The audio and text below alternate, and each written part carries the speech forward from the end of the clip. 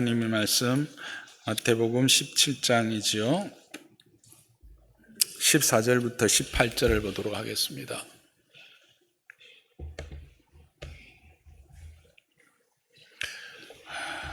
마태복음 17장 14절에서 18절 한 절씩 교독하겠습니다. 그들이 무리에게 이르매 한 사람이 예수께 와서 꿇어 엎드려 이르되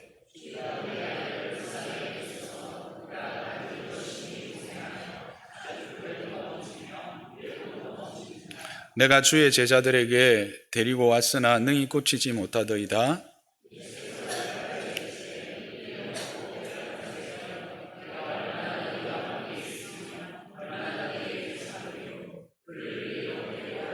함께 읽습니다. 이에 예수께서 꾸짖으시니 귀신이 나가고 아이가 그때부터 나으니라. 아멘. 오늘은 맥주 감사 주일입니다. 맥주절의 유래는 아마 여러분들이 여러 번 매년 우리가 한 번씩 이 말씀을 가지고 또 묵상하기 때문에 맥주절의 유래는 잘 알고 있을 것입니다만, 그래도 다시 한번 또 새롭게 확인하는 시간도 의미가 있을 것입니다. 출애굽기 23장 14절에서 16절까지의 말씀에 보면 너는 이렇게 해서 이스라엘에게 말씀하십니다. 매년 3번의 절기로 내게 지키라 말씀하시죠. 첫 번째 절기는 무교병의 절기입니다. 무교병은 누룩을 넣지 않는 떡을 말하는 거죠. 떡병자죠. 그런데 이것은 유월절을 말하는 것입니다.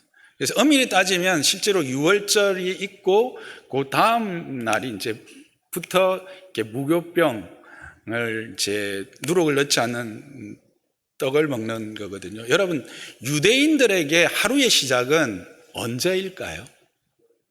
저녁입니다. 우리는 보통 아침부터 하루를 시작하죠. 근데 유대인들의 하루의 시작은 저녁부터입니다.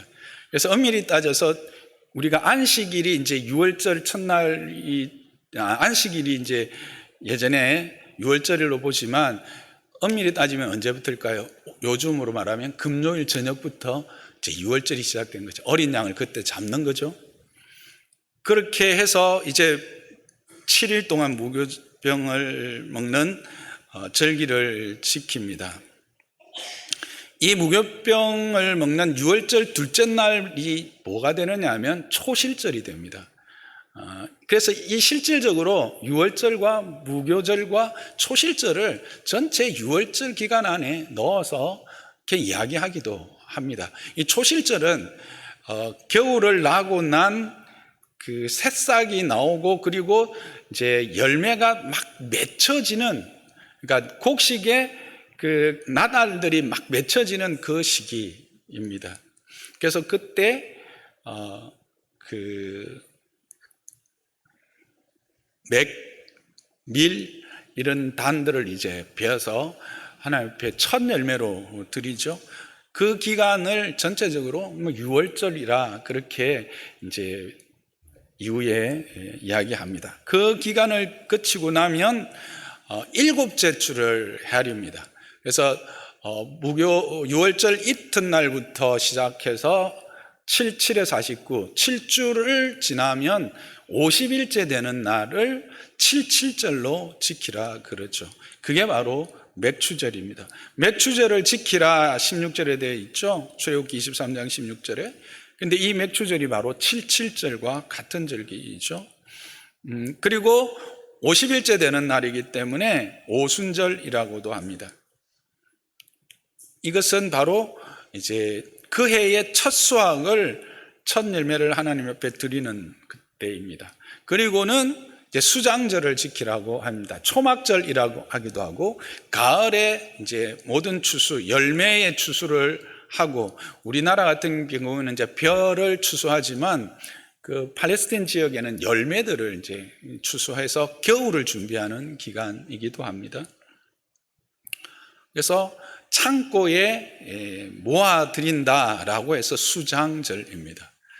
그래서 그때는 광야에 초막을 치고 이렇게 우리를 광야에서 인도하여 하나님의 허락하신 열매를 허락하신 것을 감사하면서 즐기는 수장절을 지키게 하지요.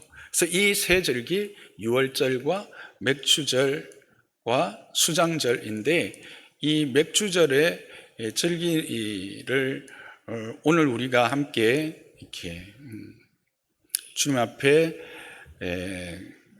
감사하면서 지나게 됩니다. 근데 이 절기들은 거저 있었던 게 아닙니다. 이 절기에는 분명한 구속사적 의미가 함께 담겨져 있습니다. 유월절은 뭐죠? 예수님이 십자가를 지실 때 언제 지셨습니까? 유월절 시작하는 금요일 저녁에 어린 양으로서 십자가를 지신 거죠. 그리고 예수님이 언제 부활하셨죠? 안식일 다음 날, 초실절 날입니다.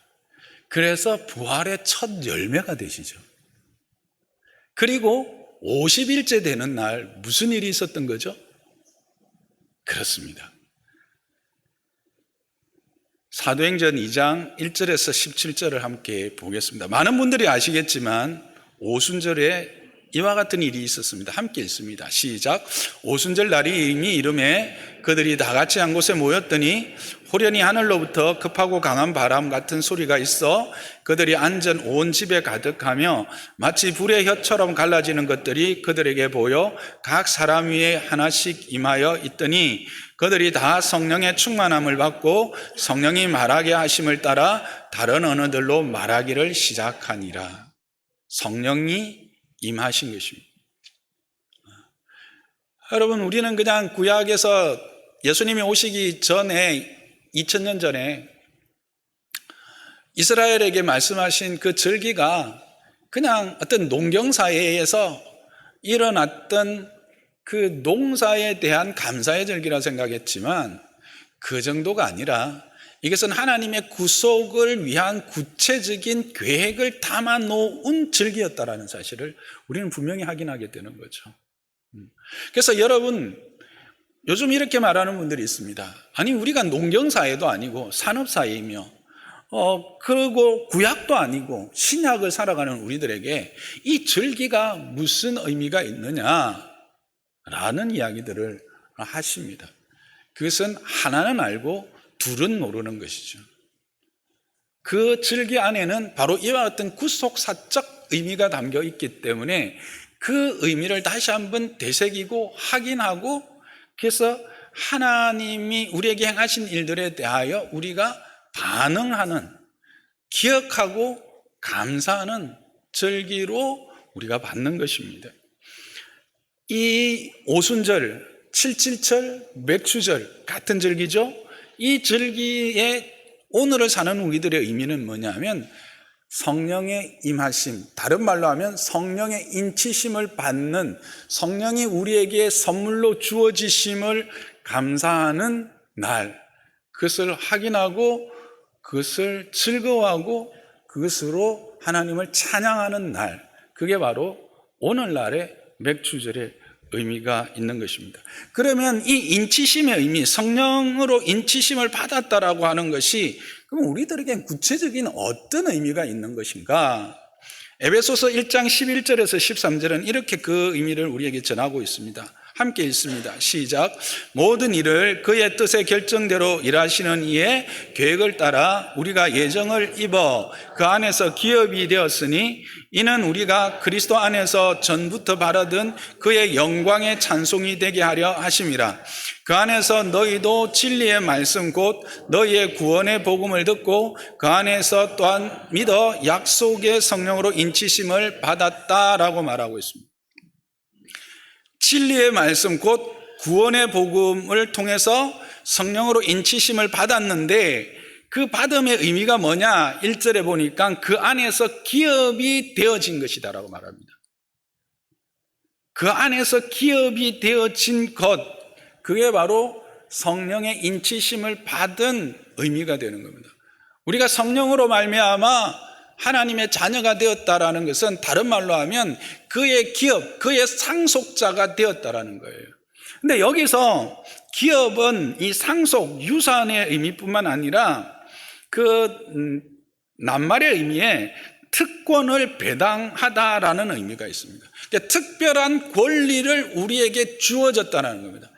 그러니까 우리가 하나님의 자녀가 된다라고 하는 것은 특별한 권리를 누리도록 허락해 주셨다라고 하는 것이죠. 즉 신약을 살아가는 우리들의 이 맥주절의 의미는 성령으로 말미암아 인치심을 받음을 감사하는데, 그 감사의 구체적인 내용은 바로 우리에게 특별한 배당, 특별한 하나님의 권리가 주어졌음을 확인하고 그것을 구체적으로 다시 풍성하게 되새기어 감사하는 날로 우리가 지나야 된다라고 하는 것입니다. 그러면 그 특별한 권리, 이 자녀의 특권을 배당받았다라는 것이 구체적으로 어떤 것일까라고 하는 것을 우리는 생각하게 됩니다. 그것을 가장 잘 설명해 주는 말씀 중에 하나가 오늘 읽었던 마태복음의 본문의 말씀이죠. 본문의 말씀은 여러분이 다 아는 것처럼 변화산 사건, 변화산 밑에서 일어나는 일입니다. 변화산의 사건이 뭐냐고요? 많은 분들이 아시겠지만 이제 혹 모르시는 분들을 위해서 잠시 설명을 드리자면, 예수님이 이제 그 마지막 예루살렘 여정을 떠나시기 전에 제자들과 함께 가이사라 빌립보라고 하는 지역에 가서 잠시 머무는 시간이 있었습니다. 그때 예수님이 제자들에게 묻습니다. 야, 세상 사람들이 나를 누구로 아느냐? 엘리야라고 하기도 하고 선지자 중에 한 사람이라고 합니다. 그러면 너희는 나를 누구라고 생각하고 누구라고 믿느냐라고 말했을 때 베드로가 놀라운 신앙 고백을 하죠. 우리가 잘 아는 주는 그리스도시요 살아계신 하나님의 아들이시다라는 고백을 합니다. 그런데 이 고백이 가지고 있는 바 의미를 정확하게 몰랐던 겁니다. 그래서 예수님이 그 그리스도시요 살아계신 하나님의 아들이심이 어떻게 이 땅 가운데서 실현될 것인지, 그 그리스도됨이 어떻게 이 땅 가운데서 나타날 것인지를 말씀하시되, 이제 내가 예루살렘에 올라가면 대제사장과 서기관들과 장로들로부터 핍박을 받고 결국은 잡혀서 죽게 된다. 그러나 3일 만에 다시 살아날 것이다 라고 말씀합니다. 즉 죽어 십자가에서 죽으심으로 우리의 모든 죄를 사하시고 다시 살아나심으로 우리에게 영원한 생명을 주심으로 그 그리스도됨을 확증하시는, 그 그리스도됨의 은혜를 우리에게 확정하실 그것을 말씀하셨지만, 그것을 깨달지 못한 베드로는 주님, 그런 일이 절대 있으면 안 됩니다. 주여 그러지 마옵소서 합니다. 그때 예수님이 뭐라고 말씀하시죠? 사탄아 물러가라, 그렇게 말합니다. 그와 같은 생각은 사탄적인 생각이다는 거예요. 하나님의 일을, 하나님의 역사를 방해하는 일이라는 거죠. 그래서 그 일, 즉 예수가 그리스도 되심에 대한 분명한 의미를 깨닫게 하기 위해서 그 고백이 있고 난 6일 후에 베드로, 야고보, 요한을 데리고 높은 산으로 올라가셨다고 말하고 있습니다. 그리고 거기서 그의 모습이 완전히 변화되어집니다. 부활 이후의 모습처럼 모든 몸이 희게 변화되고 옷도 변화되어집니다. 뿐만 아니라 거기에서 모세와 엘리야를 만나게 되죠. 모세와 엘리야는 무엇을 의미할까요? 우리가 구약을 말할 때 율법과 선지자들의 글이다 이렇게 말하죠. 그렇죠? 그 율법과 선지자를 대표하는 두 사람입니다. 율법의 모세, 선지자들의 대표 엘리야. 즉 하나님의 구속, 하나님의 하나님 되심, 예수 그리스도 오실 메시아가 어떤 분이며 그가 와서 무엇을 할 것인가를 분명히 보여주는 구약의 그 말씀의 핵심이 바로 모세와 엘리야로 대표되는 그 두 사람을 만납니다. 그리고 그 두 분과 함께 예수님이 나누는 이야기의 핵심은 뭡니까? 누가복음에 보면 예수님의 별세에 대하여 논의했다라고 이야기하고 있습니다. 여기서 별세라고 하는 이 말은 헬라어로 보면 엑스도스입니다. 출애굽입니다. 그러니까 예수 그리스도로 말미암는 영원한 출애굽, 참된 출애굽, 온전한 출애굽, 실패할 수 없는 출애굽에 대한 이야기를 나누어서 그 출애굽, 저 영원한 출애굽을 통하여 그들을 참된 자유자로, 참된 하나님의 백성으로, 참된 가나안 백성으로 만드실 일에 대하여 이야기한 거죠. 모세의 출애굽은 완전하지 못했습니다. 모세의 출애굽은 실패로 끝날 수밖에 없었어요. 그래서 그 실패 가운데 있는 이스라엘에게 선지자들을 보내어서 오실 메시아로 말미암는 온전한 구원을 말씀하시죠. 그것에 대하여 이제 나눈 자리가 바로 그 변화산 위에서의 자리이죠. 그 일들이 이제 일어나고 있는데 밑에서 일어난 일이 오늘 우리가 읽었던 이야기입니다. 한 아이에 대한 이야기죠. 이 아이는 간질에 걸렸다 그렇게 말합니다. 그래서 불에도 뛰어들고 물에도 뛰어들었다 그렇게 말합니다. 근데 여러분, 간질을 요즘에는 이제 좋은 약이 있어서 이렇게 잘 이렇게 보기 힘들지만 제가 어릴 때만 해도 참 자주 좀 봤습니다. 본인이 참 괴롭죠. 너무 괴로운 거예요. 근데 간질이 불이나 물에 뛰어들지는 않습니다. 그래서 이 간질이라고 표현되어 있는 이 단어를 뜻을 보면 헬라의 원어에 미치다라고 하는 의미가 있습니다. 그리고 그래서 실질적으로 마가복음에는 구체적으로 이렇게 말하고 있습니다. 9장 17절, 마가복음 9장 17절에서 18절을 함께 볼까요? 무리 중에 하나가 대답하되 선생님, 말 못하게 귀신 들린 내 아들을 선생님께 데려왔나이다. 귀신이 어디든지 그를 잡으면 거꾸로 저 거품을 흘리며 이를 갈며 파리해지는지라 하고 말하고 있습니다. 여기서 보는 거꾸러지고 거품을 흘리고 파리해지는 게 이게 이제 간질의 특징적인 현상인데, 이것뿐만 아니라 마태복음에는 이때 아이가 불에도 들어가고 물에도 들어간다는 거예요. 그래서 이 아이는 그냥 간질에 걸린 게 아니라 귀신에 사로잡힌 것이죠. 마귀와 악한 영들에게서 이렇게 사로잡혀 있는 비참한 모습을 보여주는 거예요. 거의 짐승 수준으로 사람이 변화되는 거예요. 이것은 마귀에 사로잡힌 자의 특징이죠. 악한 영의 지배를 받는 자의 특징입니다. 여러분, 이런 자녀를 둔 부모의 심정 어떨까요? 말할 수 없이 고통스러울 겁니다.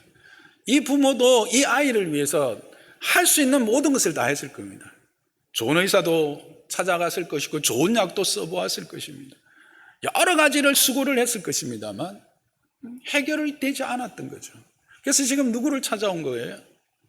예수님을 찾아온 거예요. 근데 지금 예수님이 거기 계시지 않았던 거예요. 예수님, 이것은 뭘 의미할까? 예수님 없는 인생, 예수님이 없는 인생이 어떤 인생인가 하는 것들을 보여주는 한 대표적인 모습이 바로 이 아이라고 할 수 있습니다. 세상의 그 어떤 것으로도 해결되어지지 않는 영적인 이런 비참함의 상태. 겉으로 드러나는 것은 거품을 물거나 불에 뛰어들거나 물에 뛰어드는 이와 같은 것들은 안 보인다 할지라도 그 본질적인 모습은 동일하다라는 거예요. 그래서 에베소서 2장 2절에서 3절은 이렇게 그때의 모습을, 예수님 없는 자들의 모습을 이렇게 말하고 있는 거예요. 함께 읽어볼까요? 그때 너희는 그 가운데서 행하여 이 세상 풍조를 따르고 공중의 권세 잡은 자를 따랐으니 곧 지금 불순종의 아들들 가운데서 역사하는 영이라. 전에도 우리는 다 그 가운데서 우리의 육체의 욕심을 따라 지내며 육체와 마음이 원하는 것을 하여 다른 이들과 같이 본질상 진노의 자녀였더라. 예수님 없는 자들은 어떤 자들이냐? 바로 세상 풍조를 따르는데, 이 세상 풍조를 따른다라는 것은 뭘 말하느냐 하면 공중 권세 잡은 자를 따라간 것을 이야기한다는 거예요. 그러니까 세상에 따라가는 것들대로 살아가는 자들, 세상이 주장하는 것들, 요즘 이 세상이 주장하는 것들이 얼마나 추잡하고 얼마나 왜곡되어 있는 것들을 우리가 다 알지요. 참 그 학교에서 여러분들 그 성교육이라고 하는 것으로 우리 아이들을 하는데, 여러분 부모님들 잘 살펴봐야 됩니다. 아이들 성교육 받았다고 했을 때 뭘 받았는지 꼭 물어보십시오. 근데 이게 너무 참 제가 여기서 입에 담기 힘든 것들을 초등학교, 아니 유치원 때부터 배운다라는 겁니다. 그리고 동성애에 대해서 전혀 문제없이 성교육이라는 이름으로 왜곡되어진 하나님의 아름다운 형상을 파괴하고 있어요. 그리고 그들의 세계관, 가치관들을 이 세상 풍조로 물들이고 있는 거예요. 왜 그러냐 하면 이 불순종의 아들들 가운데 역사하는 영이기 때문에, 하나님의 진리를 떠나 있기 때문에 그런 거죠. 그래서 본질상 진노의 자녀들이에요. 그러니까 하나님의 진노가 임하고 있다라고 하는 사실이 구체적으로 뭐냐면, 나도 나를 제어할 수 없는 거예요. 그리고 보면 거품을 물고 그렇게 불 속에든 물 속에든 뛰어드는데 나도 나를 몰라. 내가 불 속에 가도 불로 가는 줄도 몰라. 물 속에 뛰어들어도 물로 가는 줄도 모르고 죽음의 자리인지도 모르고 그냥 가는 거예요. 인생들이 그런 거죠. 그것을 지금 하나님 없는 인생으로 분명히 우리에게 말해주고 있는 것입니다. 그러나 이게 예수님이 오시게 됩니다. 이제 그 변화산 사건에서 자신이 그 이루실 사명의 어떠함을 분명히 보여주신 예수님이 산을 내려오셔서 그 아이에게로 오죠. 그러자 어떤 일이 일어났습니까? 오늘 읽었던 본문 18절에 이에 예수께서 꾸짖으시니, 예수께서 그 귀신을 꾸짖으십니다. 분명히 책망하십니다. 판단하십니다. 심판하십니다. 그리고 나가라고 명령하십니다. 그때부터 그 아이가 나음을 입게 됩니다. 마가복음 9장 25절에서 27절은 더 분명하게 이야기합니다. 더러운 귀신을 꾸짖어서 말하기를 말 못하고 못 듣는 귀신이라고 분명히 그 정체를 이야기합니다. 이 귀신은 우리에게 대하여, 하나님의 복음에 대하여, 진리에 대하여 귀를 막아서 듣지 못하게 하고요, 말하지 못하게 해요, 고백하지 못하게 하고요. 그런 존재를 하나님이 물리치시면서 뭐라고 말씀하십니까? 나오고 다시 들어가지 말라. 이게 하나님의 은혜입니다. 우리에게 그 악한 영의 모든 영향력에서 우리를 구원하여 내실 뿐만 아니라 다시 우리가 그 영향력 안에 들어가지 못하게 하는 거예요. 들어가지 않게 하시는 거죠. 여러분, 우리가 지금 요한계시록을 계속 보면서 확인하는 게 뭡니까? 14만 4천 하나님의 그 생명책에 기록한 예수 그리스도를 주로 고백한 자들에게는 그 모든 악한 영들의 도모와 도전이 어떻게 영향이 없는 거 아시죠? 이제는 그들이 그리스도의 십자가로 말미암아 천상에서 쫓겨나서 땅에 머물고 있어요. 그래서 이제 우리가 이제 13장 살펴볼 건데, 다음 주부터 거기는 이제 바다와 땅에서 내려온 그 짐승들로 말미암는 이야기들이 이제 진행될 거 아닙니까? 근데 그들은 다시는 참소할 수 없어요. 다시는 정죄할 수 없는 자리에 들어가게 된 것이죠. 그때 그 아이가 소리를 지르면서 귀신이, 그 아이가 소리 지른 게 아니죠. 귀신이 소리를 지르면서 나옵니다. 죽은 것 같이 됩니다. 그럴 때 예수님이 손을 잡으시니까 그가 일어나게 되는 모습을 보여줍니다. 예수님이 찾아오시자 이 엄청난 일이 일어난 것입니다. 그 아이를 괴롭히던 그 악한 영이 쫓겨난 것이죠. 그리고 온전한 새 사람으로 회복된 것입니다.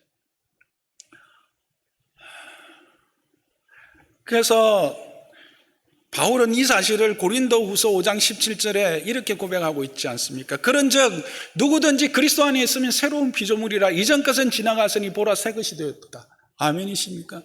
여러분과 저도 동일하다는 겁니다. 예수 밖에 있는 모든 자들은 이 악한 영에 의해서 궁극적인 진노의 자녀의 자리로 머물고 진노의 자리에 들어갈 수밖에 없지만, 이제 그리스도께서 오심으로 그리스도를 믿는 우리 모두는 그리스도 안에서 새로운 피조물이 된 것을 믿으시기 바랍니다. 이전 것은 지나갔습니다. 우리는 새 것이 된 것입니다. 이 광경을 확인한 아버지의 마음 어떻겠습니까? 여러분의 자녀가 그와 같은 상태에서 회복되어서 온전한 영과 육으로 회복되었다면 여러분은 어떻게 하시겠습니까? 저는 춤출 것 같습니다. 저는 춤추고 찬양하고 사람들에게 외칠 것 같습니다. 예수님이 이렇게 하셨다고. 그게 바로 오늘 우리가 이 매추 감사주일에 함께 부를 노래이고 이 감사절을 지키는 이유인 것입니다. 이 아이는 누구입니까? 바로 저와 여러분입니다. 예수님께서 우리에게 찾아오셨고 만나주셔서 이제는 다시는 우리가 그 악한 영에 의해서 지배받지 않고 이 진노의 자리에서 다시 그리스도의 아름다운 형상으로 회복되어진 새로운 피조물로 지어진 받은 영광스러운 자녀의 그 특별한 권세, 권리, 특별한 배당, 기업을 상속받은 자가 된 것입니다. 그것을 다시 한번 확인하는 날, 그것을 확인하고 그 감사를 다시 하나님 앞에 올려드리는 날, 그게 바로 맥주감사 주일이다라고 하는 것입니다. 어떤 이들은 그런 이야기를 합니다. 요즘 여러분들 인터넷이나 특히 유튜브 같은 거 잘 보셔야 합니다. 우리가 구약 백성도 아닌데, 특히 농사도 안 짓는데 무슨 절기를 지키고 절기를 가지고 자꾸 우리에게 부담을 주느냐. 절기를 지키는데 뭐가 그렇게 부담이 됩니까? 뭐가 부담이 될까요? 여러분은 생각이 안 나겠지만 그분들은 헌금이 부담이 되는 겁니다. 그래서 교회가 절기를 만들어서 성도들의 헌금을 모으려고 한다고 하는 정말 참으로 가난한 생각, 참으로 하나님을 폄훼하는 생각, 참으로 진리를 왜곡하는 생각들을 아주 그럴듯한 이름으로 주장하고 증거하고 있다는 사실입니다.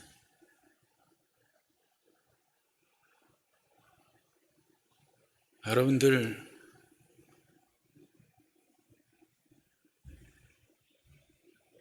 이 날은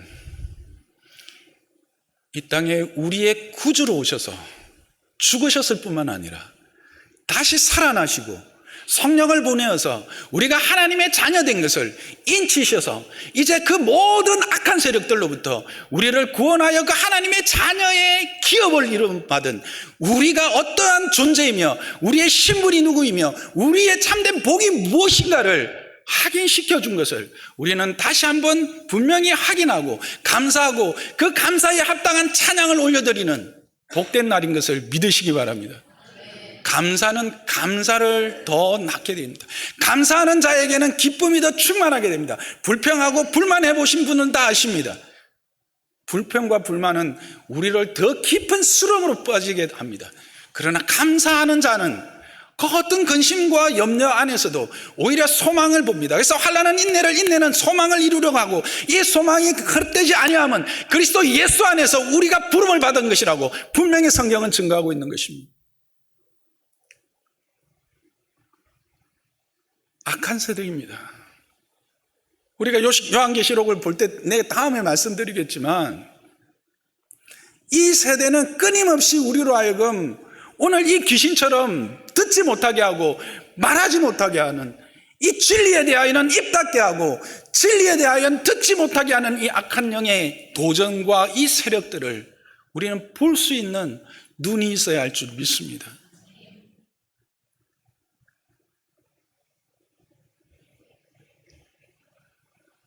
바울은 그래서 로마서 8장 1절 2절에 그러므로 이제 그리스도 예수 안에 있는 자에게는 결코 정죄함이 없나니 이는 그리스도 예수 안에 있는 생명의 성령의 법이 죄와 사망의 법에서 너를 해방하였다라고 분명히 외치고 있는 겁니다. 이거는 정말 그냥 말하고 있는 게 아니에요. 이거는 크게 외치고 있는 거예요. 이 외침이 들리는 마음에 울리는 자 되기를 주님의 이름 축복합니다. 죄와 사망의 법이 우리를 다시 얽어매지 못합니다. 이제 우리는 그리스도 안에 있는 생명의 성령의 법에 의하여 하나님의 그 영원하시고 하나님의 그 온전하심 안에 부름을 받은 자들인 것을 여러분 기억하시길 바랍니다. 그래서 에베소서 2장 4절에서 6절에 이렇게 말합니다. 긍휼이 풍성하신 하나님이 우리를 사랑하신 그 사랑을 인하여 허물로 죽은 우리를 그리스도와 함께 살리셨다고 말합니다. 그래서 함께 일으키사 그리스도 예수 안에서 함께 하늘에 앉히셨다고 말하고 있습니다. 여러분, 우리는 그리스도와 함께 하늘에 앉힘을 받은 자들인 것을 기억하십시오.